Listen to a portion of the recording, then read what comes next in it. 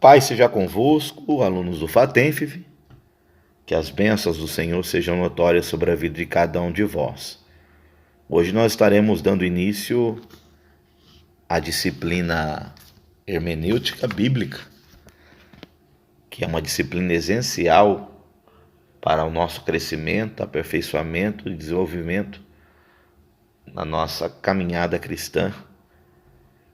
Primeira aula, página de número 2. Definições e conceitos. Conceituando. O termo hermenêutico tem a sua origem nos escritos gregos, como também em sua vertente mitológica. Cai na prova. Sua origem procede da palavra grega hermeneutikos, que significa interpretação. Isso no aspecto histórico. E o vocábulo hermeneutes, ou seja, o intérprete derivado do nome Hermes, atribuído ao deus grego que, segundo a mitologia greco-romano, era filho de Zeus e de Maia, e tinha incumbência de transmitir as mensagens divinas do panteão. Panteão é o templo consagrado a todos os deuses, ao panteão grego e aos seus receptores. Alguns estudiosos afirmam que no texto original grego, em Atos dos Apóstolos, capítulo 14, versículo 12, o substantivo próprio é Hermes e não Mercúrio, igual ao portador da palavra. Esse texto aí salienta o episódio que ocorreu na vida do apóstolo Paulo, na cidade de Listra, a qual um paralítico ele foi curado. E os gregos assombrados, com tamanha manifestação, diziam ou disseram: os deuses desceram até nós. E começaram a chamar Barnabé de Zeus e Hermes de Paulo, o apóstolo Paulo de Hermes. Mas o apóstolo Paulo e Barnabé não receberam essa glória, e nem essa lisonja, e disseram: não, nós somos humanos, como vocês, tá bom? Hoje é diferente, Hoje qualquer manifestação concernente a glorificar ou dignificar ou magnificar o homem, ou endeusar os homens, vou usar esse termo chulo, eles acham que são deuses, Eles preferem receber, os aplausos, os confetes, as lantejoulas. Honra é honra. A glória é para Deus, mas eles querem a glória para eles e muitas vezes nem dão a honra, se é que dão a honra para Deus. Bom, o uso do termo na esfera teológica aparece como a ciência e a arte da interpretação bíblica, assim se estabelecendo como o fundamento do estudo filológico, que é definido como o estudo dos textos literários e registros escritos. Em sua obra, o Virkler, um grande comentarista, exegeta, transmite com prerrogativas os dois pontos explorados pela prática da hermenêutica. Em seu significado técnico, muitas vezes se define a hermenêutica como a ciência e a arte da interpretação bíblica, tá bom? Considera-se a hermenêutica como ciência porque ela tem normas ou regras e essas podem ser classificadas num sistema ordenado. Ela é considerada como arte porque a comunicação é flexível, fácil de trabalhar. E, portanto, uma aplicação mecânica e rígida das regras, às vezes, distorcerá os verdadeiros sentidos de uma comunicação. Então, muitas pessoas que não são bons hermeneutas, ou não aprenderam hermenêutica, ou ainda não a conhecem, eles acabam usando essa arte, através da comunicação, da interpretação bíblica, de maneira mecânica, São ensinos mecânicos, rígidos. E tu sabe que tudo aquilo que é mecanizado, tudo que é rígido, ele é duro, ele não é fácil de trabalhar, ele não é maleável, flexível, Flexível é a melhor expressão concernente a isso. Então são mensagens mecanizadas, estudos mecanizados, palavras mecanizadas, homens mecanizados, rígidos, não são flexíveis. Por isso que se quebra, Por isso que se quebram tão facilmente, por isso que se despedaçam. Não são flexíveis, São duros de envergar, de trabalhar. Dificilmente é complicado viver com pessoas assim. Continuando. Página de número 4.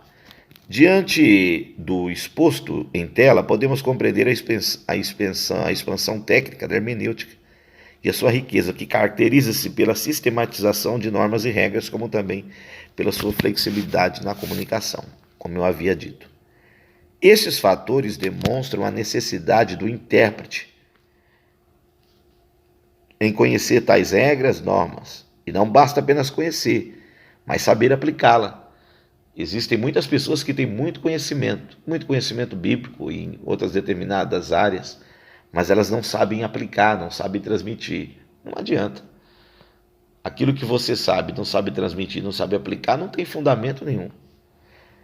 E com a finalidade de extrair do texto sacro o real sentido que pretende o autor transmitir. Bom, partindo do princípio de que os escritos sagrados foram escritos na forma de sinergismo, o que é sinergismo? É a ação combinada entre dois ou mais fatores que contribuem para o resultado final de um processo ou atuação. Exemplo: Deus utilizou os mecanismos humanos, a saber, a razão, o cognitivo, que está relacionado concernente ao raciocínio, que se desenvolve pelo potencial inato, e o desenvolvimento subjetivo do homem, que ocorre com a sua interação com um meio constituído, uma capacitação intelectual com fundamentos em toda a ciência exposta da época. Na página 5, no primeiro parágrafo, em sua soberania, Deus inspirou de forma sobrenatural o homem, saindo do naturalismo, Mesmo com sua limitação e tendência decaída, uma manifestação do seu amor, que é o fundamento de todo o propósito relacional de Deus com a humanidade.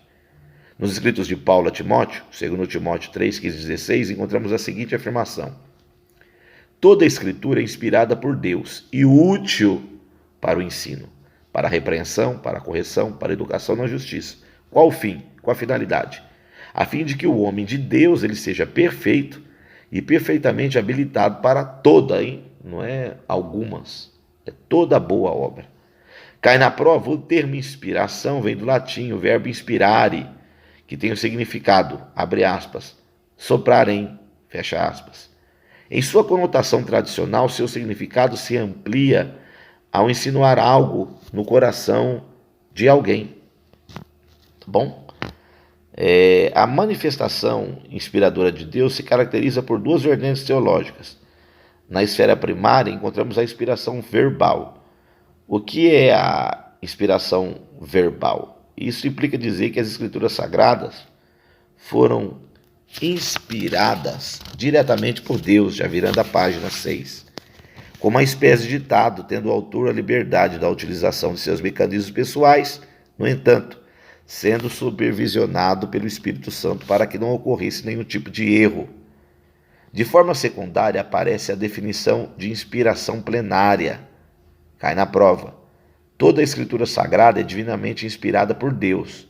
Todos os temas, ideias, conceitos, tipos literários e situações, sejam elas políticas, sociais, cosmológicas, biológicas, geográficas, naturais ou sobrenaturais. Outro fator incontestável, que não tem como contestar, é o fato de serem os escritos sagrados atemporais. O que significa ser atemporal? É algo que não é afetado pelo passar do tempo. Isso significa ser atemporal. Tratando de questões pertinentes à vida no decorrer dos séculos de forma autêntica, verdadeira e eficaz. Dirigindo-nos de forma profética e didática para um futuro inevitável. 2. Capítulo 2, aí da página 7. A importância do estudo, conceituando. Encontramos diversos fatores que nos limitam a uma compreensão imediata e correta dos textos bíblicos, e não identificação desses fatores ou a não aceitação culminaria em uma interpretação equivocada do texto. Esse tal erro ele pode produzir eventos destrutivos tanto ao intérprete primário como aos ouvintes secundários. Exemplos concernentes a isso. A distorção da palavra verbalizada por Deus foi utilizada de forma consciente por Satanás para persuadir a Eva. Veja aí, quando a palavra de Deus ela é deturbada ou utilizada de uma maneira incorreta, de maneira leviana, ela vai gerar transtornos. E é isso que o mal quer, deturbar a palavra, utilizar ela de maneira ou de forma contrária. Então Satanás ele usou esse subterfúgio para persuadir Eva e consequentemente a Adão, que infringiram a verdade de Deus. Deus havia dito para Adão e Eva: comereis livremente o fruto de qualquer espécie de árvore que está no jardim. Havia total liberdade para que eles comessem o fruto de qualquer espécie de árvore no jardim. E aí a conotação é que Satanás vem atuando: vós não podeis comer nenhum dos frutos das árvores do jardim. Viu a deturpação? Deus havia dito para Adão e Eva que eles poderiam comer livremente o fruto de qualquer árvore. Aí a serpente muda as palavras, o contexto, a verbalização. O diabo é o pai da mentira, a mentira é filha dele. Vós não podeis comer nenhum dos frutos das árvores do jardim. Foi isso que Deus disse. E Deus não havia dito nada disso.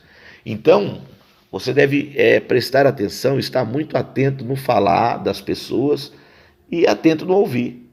Preste atenção. Se não está na palavra, se não tem a palavra como fundamento, não ouça. Embora inconscientes, muitos intérpretes têm incorrido no mesmo erro. E é preciso se conscientizar que todo ser humano que se aproxima de Deus e busca entendimento de sua palavra é um intérprete. Cuidado com as interpretações. Página 8. No contato com o texto sacro, o texto sagrado, temos a tendência de julgarmos uma proposição utilizando nossos valores pessoais, provenientes de experiências, ideias e costumes. Então, às vezes, a pessoa ela pega um texto e, mediante aos valores que ela tem ou considera, mediante as experiências que ela teve na caminhada cristã, ou na vida profissional, ou mediante as ideias que ela tem, os costumes, ele acaba gerando um acréscimo que é desnecessário ao texto, que é o nosso alvo de estudo. Tem que tomar cuidado. O que é a palavra é a palavra é pura, é sacrossanta, ela não tem mistura. Suas experiências são suas experiências, não queira fazer das suas experiências mandamentos bíblicos, não queira fazer das suas experiências ensinos que você muitas vezes até muitos afirmam que é a própria palavra de Deus, e não é. Separe isso. O apóstolo Paulo, ele soube separar isso escrevendo na igreja de Corinto.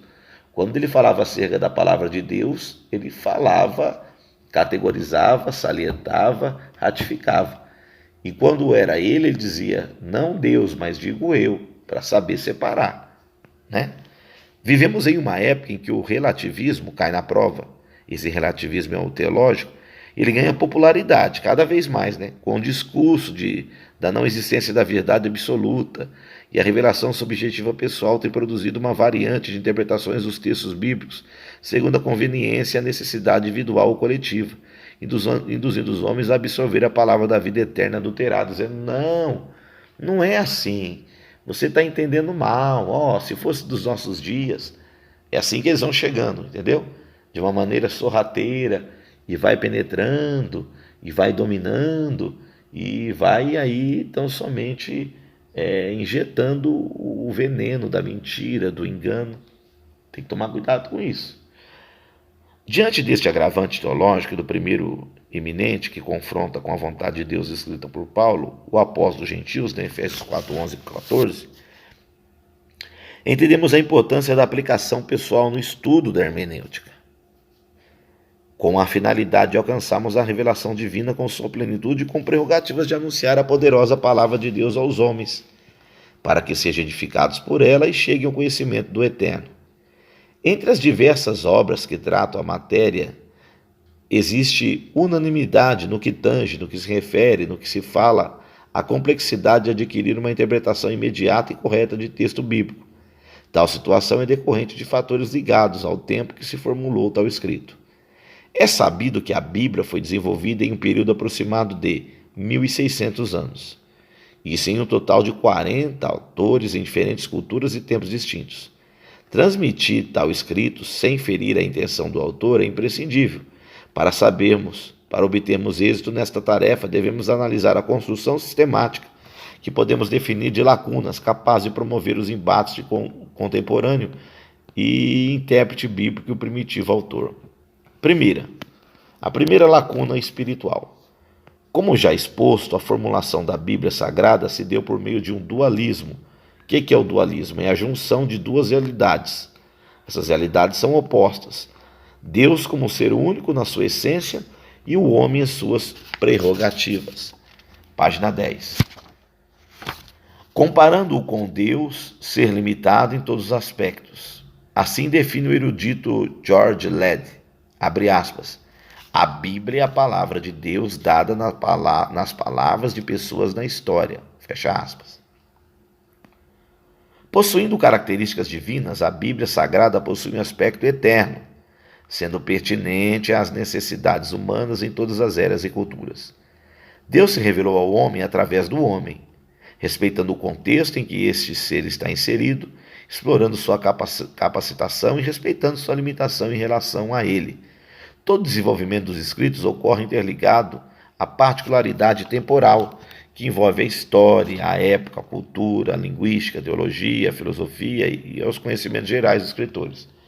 Então, analisando essas palavras aí, nós podemos salientar que Deus ele sabe como falar com o homem, o que transmitir com o homem, de acordo com o seu entendimento, de acordo com as suas capacidades.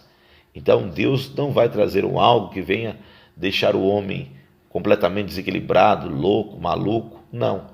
Deus quer que o homem venha aprender, venha absorver, de acordo com a sua cultura, de acordo com o seu entendimento, de acordo com a sua formação. Deus nos formou. Então ele nos conhece, ele nos sonda. A revelação divina possui fundamento no estado original do homem, como o pecador que o levou a um estado de separação de Deus, trazendo consigo o aguilhão de morte, ou da morte. A rebelião humana afetou não apenas a existência no campo individual, página 11, mas também o curso da história e o reino da natureza no qual o homem foi colocado. Deus, da essência, que é amor, se dispõe a falar ao homem e objeto afetá-lo com a salvação. No entanto, identificamos nas Escrituras Sagradas que ao homem natural é inconcebível a multiforme da manifestação de Deus para alcançar tal objetivo. O que é natural só vai conhecer das coisas naturais. Não adianta você, como um ser espiritual, tratando de assuntos espirituais, querer falar com os naturais, eles não vão entender. Não faz parte da alçada, do entendimento, do fundamento, da base da formação dessas pessoas. É Cantares 3, né? A sunamita estava procurando o noivo, ela perguntou para os guardas da cidade se eles tinham visto o noivo, o rei, e eles não viram. Os guardas cuidavam da vigia, para que o inimigo não viesse entrar, né? Da parte da segurança, era uma outra área. A parte do reino é a parte celestial. Não adianta perguntar coisas espirituais ou fazer perguntas espirituais para quem é natural. Natural que eu falo que não teve encontro com o Espírito Santo, não tem a chama do Espírito Santo, não teve um encontro verdadeiro, genuíno com o Todo-Poderoso. O profeta messiânico Isaías expõe em Isaías 55, 8, 9, que os meus pensamentos não são os vossos pensamentos, os vossos caminhos não são os meus caminhos. E os meus caminhos são mais altos do que os vossos caminhos, e os meus pensamentos mais altos do que os vossos pensamentos. A colocação do Eterno em relação ao distanciamento existente entre o homem e Deus.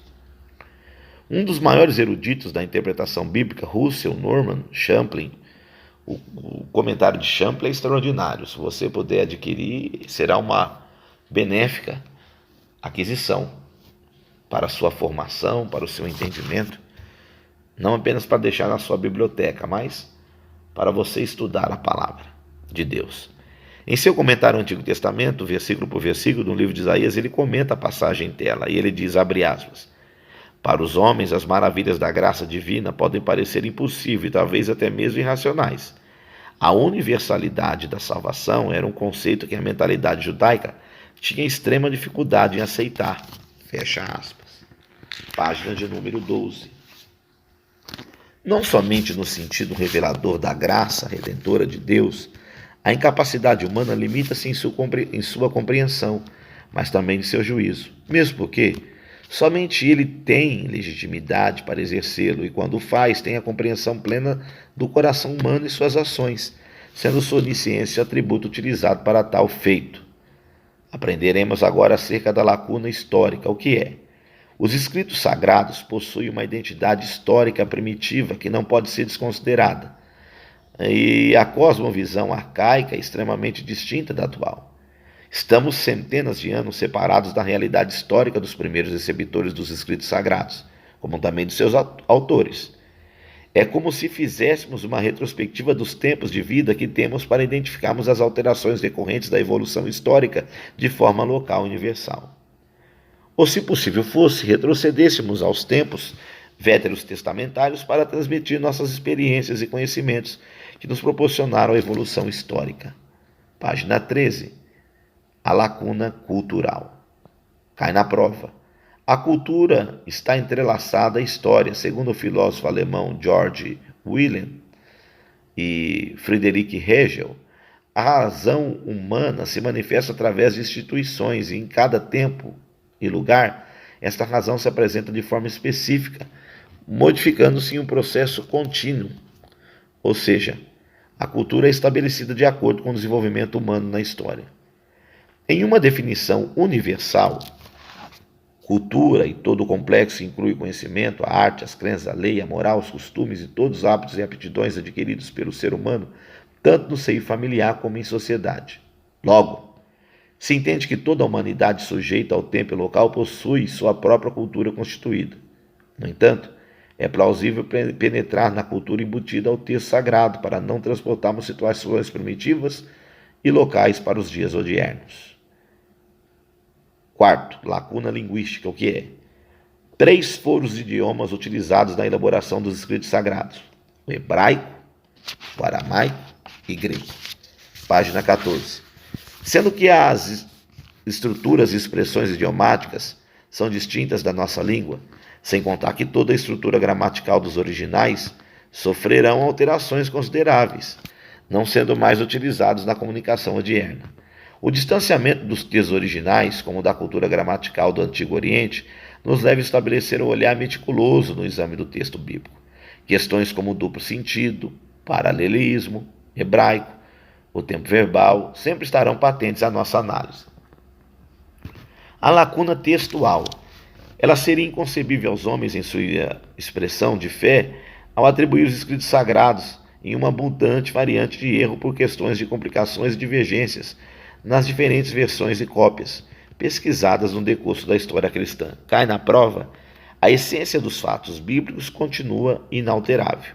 No entanto, são aceitáveis as modificações sistemáticas feitas em sua estrutura, e a Bíblia Sagrada contém 1.189 capítulos e 31.102 versículos. A tradução da Bíblia Sagrada King James atribui-se tal estruturação ao arcebispo de Cantuária, Estevão Langton, no ano de 1214. Sua obra abrange somente a divisão dos capítulos. A conclusão das divisões dos versículos se deu pelas mãos do tipógrafo Roberto Stefano, no ano de 1551, que ajudou muito na tradução e na divisão dos livros. Tendo em mão a tradução de João Ferreira de Almeida, que sustenta tal sistemática, não podemos ignorar os textos originais, que apresentam uma obra sem ruptura, ou seja, sem capítulos e versículos, para não incorrermos no erro do abandono contextual, isolando o versículo de sua contextualização original. Lacuna teológica. É a sexta, Ela trata-se da compreensão teológica no momento da revelação, tanto do autor como dos seus leitores locais.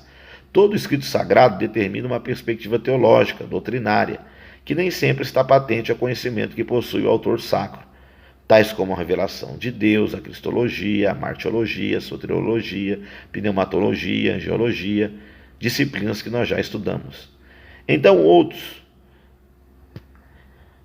e como entre outros também. O fato de obtermos total informação sobre determinado assunto não pode implicar na análise do conhecimento primitivo em determinada obra, tanto do autor como dos seus leitores. Virando a página. A lacuna filosófica é a sétima.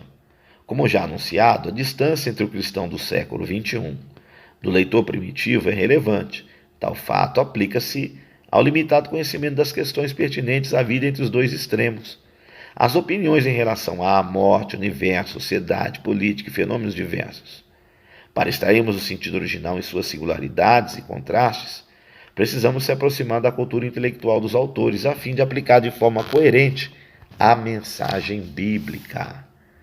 Página de número 17. É o capítulo 3. É a forma literária. A forma literária das Escrituras. A Bíblia Sagrada possui 3 formas de linguagem distintas. São elas. Isso é bom guardar, viu? Literal, figurativa e simbólica. Literal, figurativa e simbólica. Delegando a nós, estudiosos das Escrituras Sagradas, completa vigilância em sua análise. Estamos propensos nos estudos sagrados a 2 extremos, no que se refere à intenção de uma interpretação imediata. Em primeiro plano, temos que tomar cuidado com o literalismo pleno, que nos submete a uma leitura literal de toda a obra.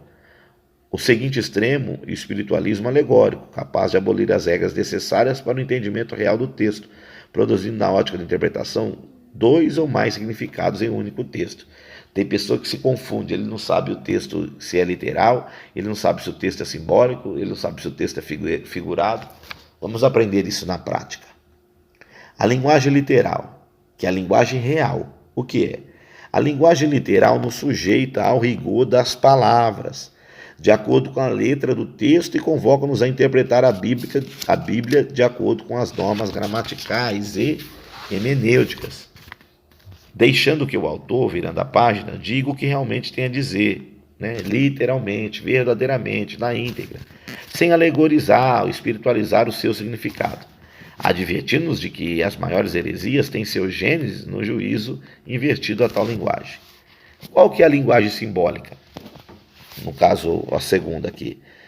Os símbolos estão presentes em toda a estrutura linguística das escrituras sagradas, tanto no material veterotestamentário quanto no neotestamentário. Sua aplicação é rígida, permitindo uma única interpretação sempre ligada ao contexto histórico e cultural. Qual é a linguagem figurativa?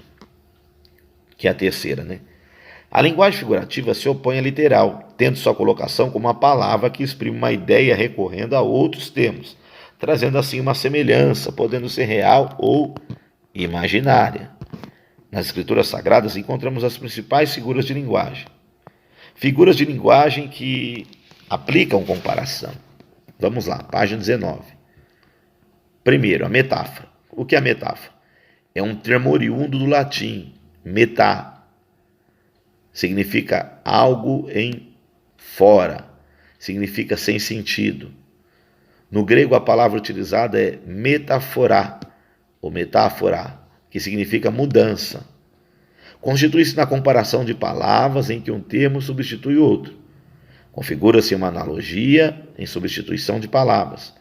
Na utilização da metáfora nos textos bíblicos, é importante atentar aos verbos ser, estar, e as conjunções como as outras. Vejamos alguns exemplos do documento veterotestamentário. Ao exemplo aí de uma metáfora. Isaías capítulo 40, versículo 6, que diz assim, toda carne é erva. Viu aí a metáfora? A carne não é uma erva, mas é um termo substituindo outro termo. Tá bom? Outra referência é Jeremias 56, que diz, o meu povo tem sido como ovelha perdida. Viu aí a metáfora? Substituindo a pessoa pela ovelha. Nos textos vétero não, que é neotestamentário. Tem o texto de 5,13 dizendo que nós somos o sal da terra, viu? Substituindo o homem pelo sal. E João 10, 7 e 9. Jesus dizendo que ele é a porta, eu sou a porta. Notemos a principal característica das metáforas e o método comparativo. Símile. O termo vem do grego homoiotes, que significa similaridade, ou homoios, que significa semelhança. A própria palavra já dá indício disso, Símile, semelhança. Página 30. Para estabelecer a comparação por similaridade, características simbólicas ou físicas são movidas de um para o outro. A equiparação ocorre da união de termos distintos através das palavras, como ou semelhante. Jesus utilizou algumas símiles em Mateus 11, 16 e Mateus 3:24. Na comparação, o sujeito e a coisa com a qual está sendo comparada são mantidos separados, né? Ele disse aí em Mateus 11:16, essa geração é semelhante aos meninos que se assentam nas praças. Viu aí a semelhança? O reino dos céus é semelhante ao homem que semeia boa semente. Mateus 3:24. Viu a símile aí, né? Figuras de linguagem que se aplicam à substituição. Metonímia. O que é a metonímia? Ela tem sua origem na língua grega, metonimia. Significa além do nome ou mudança de nome. Ela utiliza-se quando o autor busca dar mais ênfase ao texto, na substituição de um termo para o outro. Vejamos alguns exemplos. Aí, ó. Jeremias 18:18. Venham, façamos planos contra Jeremias. Venham, façamos acusações. Viu aí o acréscimo? A ênfase? Que os israelitas pudessem vir, fazer e acusar Jeremias. Primeiro era fazer planos, depois era acusações. Vejamos alguns exemplos que eu estou citando: Jeremias 18:18, Salmos 18:1 e Marcos 13:25, que diz: uma casa dividida contra si mesmo, ela não pode subsistir. Bom? E aqui também Salmo 18:1, que diz: ó Senhor, fortaleza minha. Viu o acréscimo? Uma colocação presente ao nosso cotidiano político que expressa tal figura de linguagem. Exemplo: o Congresso vetou o projeto e estamos nos referindo aos deputados e senadores federais. Viu o acréscimo? Página 21. Sinédoque. A palavra de origem grega. Sinedoquiche, né? O sinequidoche, o sinedoque. Fica aí como queira, né? Significa entendimento simultâneo. Sua aplicação se dá na substituição da parte pelo todo, ou todo pela parte. Temos como exemplo Provérbios 1:16. Os pés deles correm para fazer o mal, estão sempre a derramar sangue. Viu a simultaneidade na aplicação? Romanos 16:4, Paulo escrevendo à igreja de Roma, dizendo acerca dos seus cooperadores que arriscaram a vida por mim, e não apenas por mim, mas a todas as igrejas dos gentios. Viu a simultaneidade englobando o contexto? Arriscaram a vida não apenas por mim, mas ele colocou todas as igrejas dos gentios. E Gênesis 6:12, né? É outra referência, né? Que fica aí a critério dos irmãos para acompanhar. Uma pergunta retórica. Sua aplicação se consiste em uma indagação e tem como objetivo estimular a reflexão do indivíduo ou do coletivo sobre o assunto em pauta. Gênesis 18:4, que é a pergunta que o anjo do Senhor faz a Abraão e Sara: haveria alguma coisa impossível, demasiadamente difícil para o Senhor? É uma pergunta que não precisa responder. Já está a resposta, não há. E Isaías 53:1.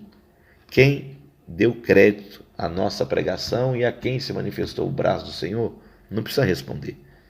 Já é uma pergunta retórica, uma pergunta com resposta.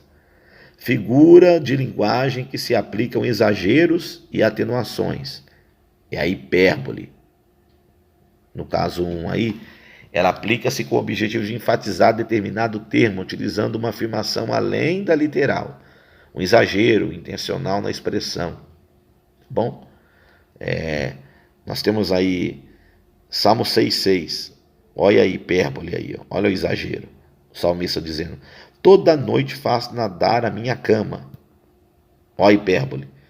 Molho o meu leito com as minhas lágrimas. O choro era tanto que ele usa essa hipérbole aí para enfatizar o exagero, né? De nadar na própria cama dele e fazer com que a cama dele viesse estar cheia ou molhada de lágrimas. Samuel 18:7, Saul feriu seus milhares, Davi os seus 10 de milhares. Esses dias eu apliquei esse texto concernente à voz das mulheres israelitas. E Gênesis 5:24, andou Enoque com Deus, né? E Deus o para si o tomou. A ironia. 2. Encontramos a ironia bíblica como uma forma de ridicularizar, denunciar, criticar alguém ou censurar algo ou alguma coisa. A ironia objetiva valorizar algo, mas na realidade busca desvalorizar, sendo primordial ao analisar o timbre de voz que enfatiza o ato. Bom, vamos pegar aqui 2 Samuel 6:20 como referência. Mical dizendo quão honrado o rei de Israel e como ele se descobre como qualquer vadio. Então, parece que ela está enaltecendo a posição de Davi quando ele dançou, né, bailou, quando a Arca da Aliança voltou para Jerusalém. Então, ela enaltece, mas depois ela é irônica, né? Falando, você se descobriu como um vadio, como um homem qualquer. E 1 Reis, né, primeiro livro dos Reis, 18:27, que é o próprio profeta Elias zombando, né, dos profetas de Baal, né, e os profetas de Azera, de Astarote. E ele dizendo, ele é um Deus, ele pode ser que ele esteja falando com alguém, pode ser que ele esteja fazendo uma viagem ou esteja dormindo, né? Ele está tão ocupado, esse Deus de vocês, mas é uma ironia concernente a Baal. O pleonasmo. O que é o pleonasmo? O pleonasmo é a repetição de palavras ou acréscimos, com o objetivo de intensificar o significado de um termo. Mateus 2:10 e Lamentações 2:3, né? Regozijavam-se com grande alegria ao ver a estrela, Mateus 2:10. Você vê, regozijar, já está dizendo, né? Está regozijando, já está alegre. E com grande alegria, está repetindo, né? Com mais ênfase. É isso, pleonasmo. Bom, figuras de linguagem que se aplicam de maneiras ou incoerências, paradoxos. Apresenta-se como uma linguagem aparentemente absurda, ao contrário de uma opinião ou pensamento lógico. Sua origem vem do termo grego paradoxos, que significa opinião contrária. Marcos 8:35, olha aí o paradoxo. Quem quiser salvar a sua vida, perdê-la-á.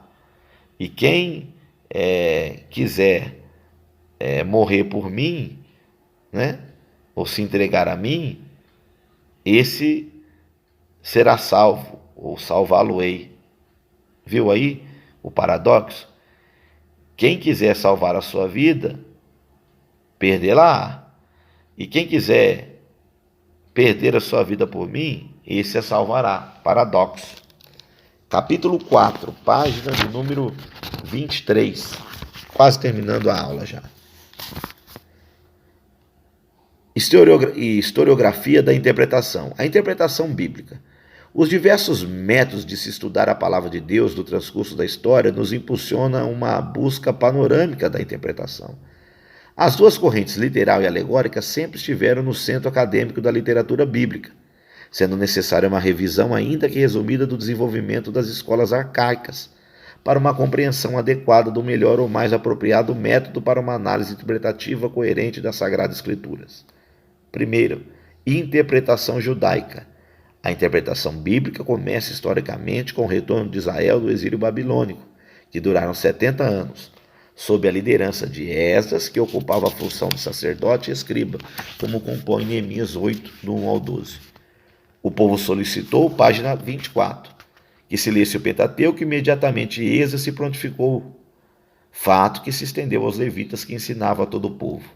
O renomado teólogo White expõe tal fato. A descoberta esquecida do livro da lei por Ilquias, né? Porque o livro da lei ficou perdido por muitos anos e ele foi encontrado, né, durante o reinado do rei Josias. Colocou numa posição de destaque por breve período, apenas para ser novamente esquecido nos anos de exílio. Fez-se necessária também porque durante o exílio os judeus substituíram a linguagem nativa, o hebraico, pelo aramaico. Enquanto os judeus estiveram na Babilônia, eles aprenderam outra língua, né, e começaram a falar uma outra língua. Quando voltaram à sua terra, as escrituras haviam se tornado inteligíveis para eles. Esdras teve de se explicar ao povo as escrituras ouvidas e indecifráveis. Dificilmente poderíamos pôr em dúvida o fato de interpretação de Esdras do que estava escrito para o que fosse literal. Não foi fácil para Esdras não explicar para eles. Por isso que Deus não chama um homem qualquer, né? Esdras foi perito no ato de interpretar a lei, à vista que muitos daqueles que voltaram já não entendiam mais o hebraico, eles entendiam o aramaico, e Esdras teve que interpretar o texto.